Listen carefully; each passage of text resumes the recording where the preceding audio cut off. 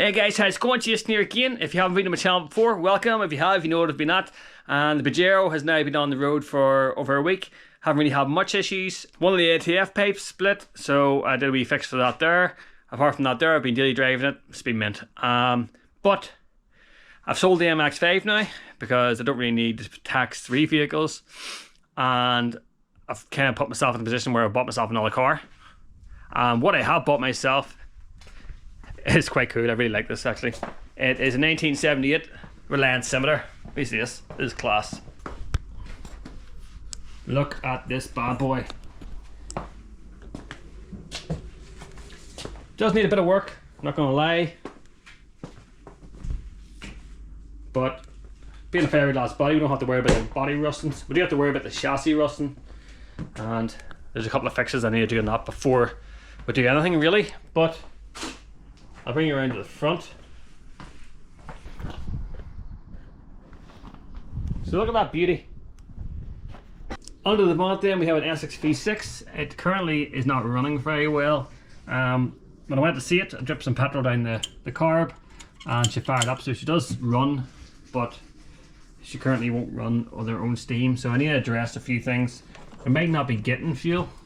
I do need to replace some fuel hoses and stuff like that there. But it does have an alloy rod and new battery. Inside's probably the worst part actually. It has some MX-5 seats, but they're not bolted down very well, or at all really. It's a 3-speed auto, but the auto shifter is currently in the back. The boy put new bushings in it, but it needs put back on, so that's not a big job. I can do that pretty easily. It has this reproduction fiberglass center console, which is quite nice. Yeah.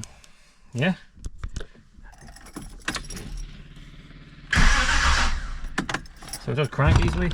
It's got one of those high torque starters on, so we don't have to worry about that.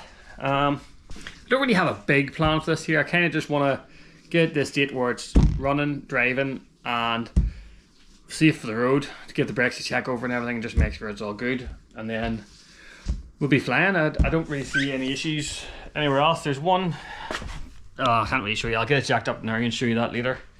But I think for now, what I'm going to do is have a look at this carburetor, see if I can get this to actually start and run. So originally when I had a coolant fed choke, and I think we're going to replace that with a manual choke, because, well, I think it'll be a lot more reliable, and it means if the car's hot and we need to give a wee bit of choking, we can do it. Otherwise the wee thermo one won't. The carb has all been cleaned out and there's new jets and everything put it on it. I might have to take it apart and check it if we can't get it running, but it's also not bolted down very well, so that might be an issue as well. I'll get this all bolted down first before I do anything and make sure that we're not having any air leaks anywhere, and then we'll try and start it. So I'm going to do that now.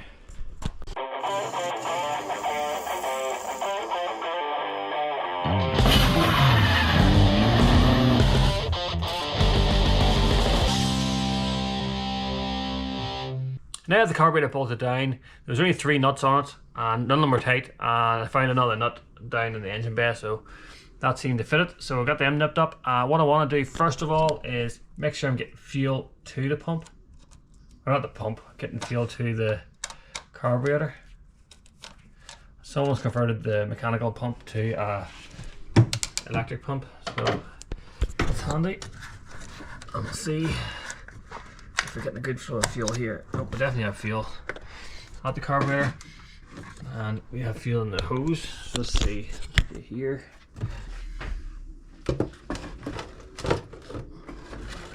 The fuel actually smells quite good, fresh as well. Let's see. Ignition on.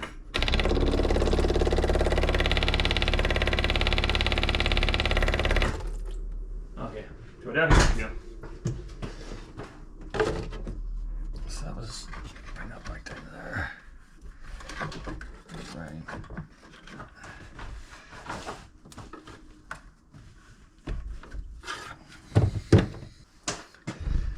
Nip this hose back up.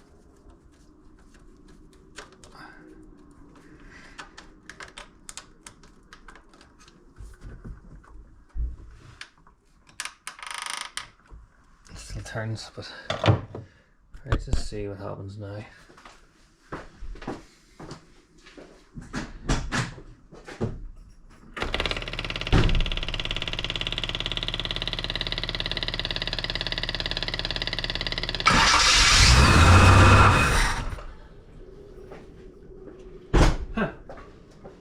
It apparently started right up.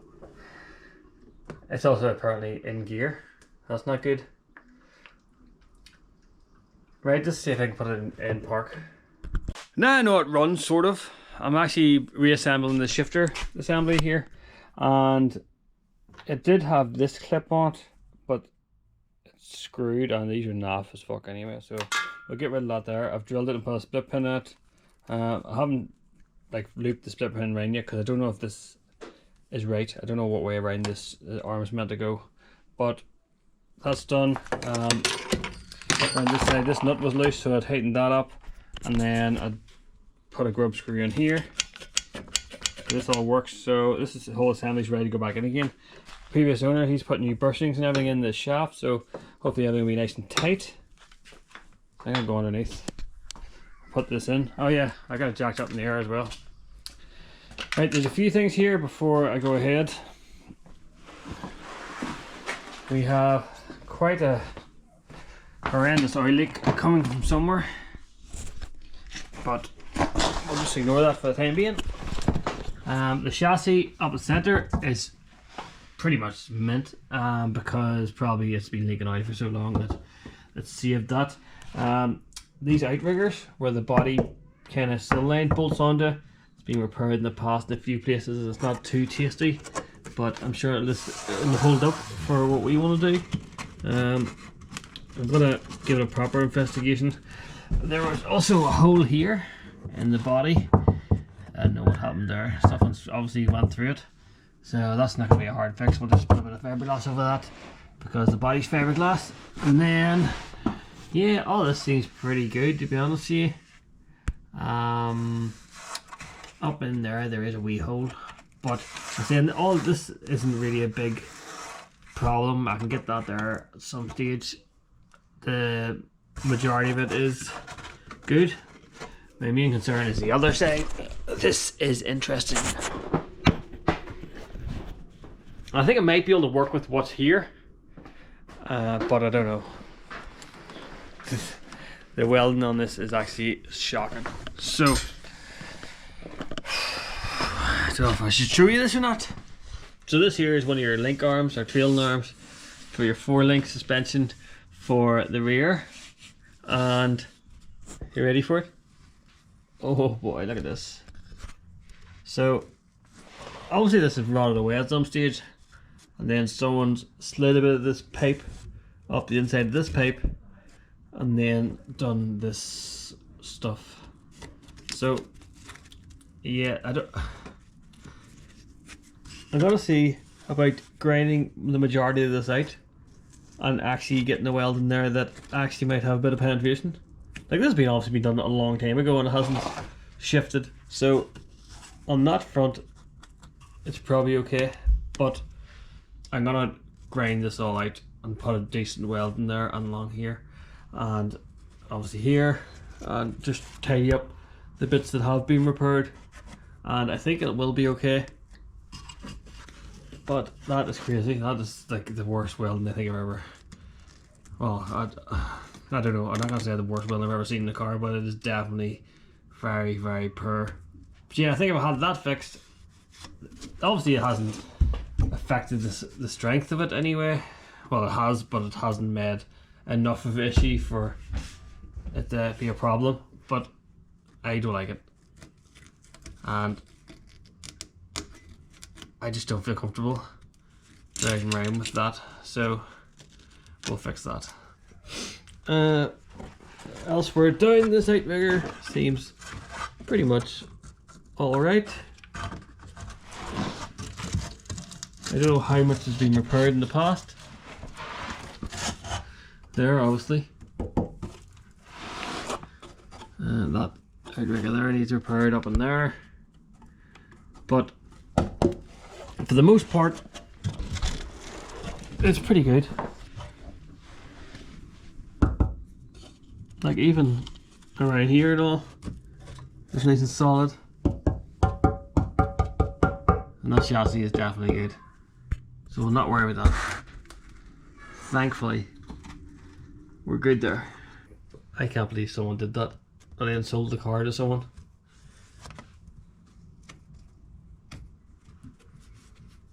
Can't wait to see what all delights we find around the car. The exhaust, it is sketchy to say the least. Let's say here, let me see this. 2 cherry bombs. That's some sort of haggard brackets, and this side here, is it the good side? One side's really nice. Oh yeah. That side's tight because I think it's tight because it's actually rubbing against the floor. But we can fix that. Carry on.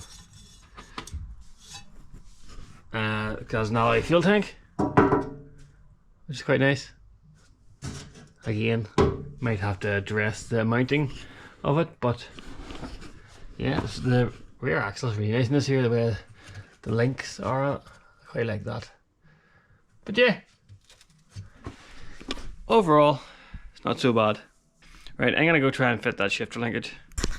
So I had another problem here. This plate here bolts to the underside of the body and the shifter bolts to the top of it, but it had these wanky, weird threaded studs in it, but I don't have any of the nuts because they're not in the car. So I've just welded a couple of M6 bolts onto this here, so we can use some M6 nuts and get the job done. So my M6 bolt upgrade seems to work quite well here. I do need to figure out how the arm goes underneath, but for now at least we'll have it in, and I'll figure that out after.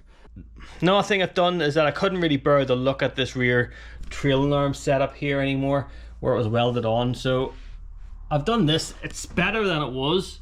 I grinded out what was in there as best I could with the 4.5 inch and a die grinder, and I let it beat a weld in, and it kind of started popping and banging. So I grind that out, let another one in, and then just did a third one, and it's probably a bit too much now. It's probably too welded around here and it looks messy, but it's definitely going to be a hell of a lot stronger than what was there before, and this will tie us over until such time as we're going to completely replace this setup. But for now it's on there, and we've repaired the bits of welded here that was done as well. Like that, I say I wasn't too concerned about where it was sitting because, well, it had already been on the car for a few years, and I don't know if anybody ever complained about it. I haven't actually drove the car on the road yet, so we'll know better when we get on the road. But it's ugly, but it's strong, and it's definitely better than it was. Well, I think that's all I'm going to do this time. I just want to give you a look around the car and show you our new project. I think these are really cool cars. Nice fiberglass body. It's a shame there's some shoddy repairs on it in the past, but we can fix that there. And I think that rear trailing arm, even though it looks ugly and the repairs not great, it's 1,000 times better than it was. And realistically, if it held up for, I say it's 3 or 4 years, that's probably been on there.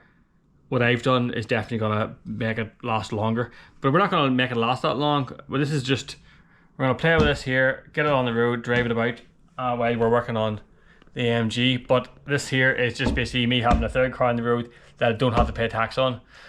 So yeah, I haven't tried to get it running again since last night, but I'm not going to try because I know I don't want to disappoint myself before I go in. But yeah, that's the new project, guys.